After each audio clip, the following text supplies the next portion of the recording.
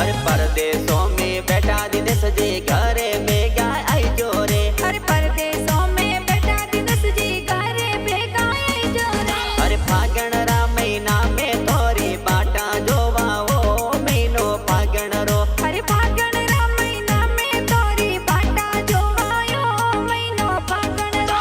वावा महीनो फागण रो होली रो महीनो नेड़ो आयो रे महीनो फागण रो।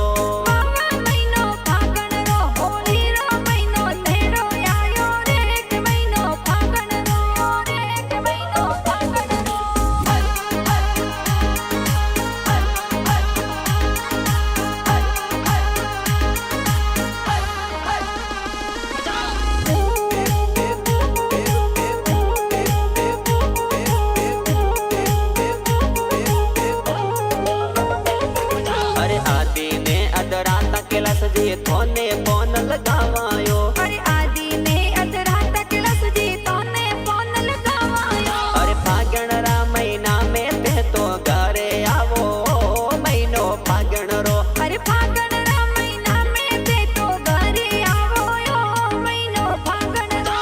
वावा महीनो फागण रो होली रो महीनो नेड़ो आयो रे महीनो फागण रो।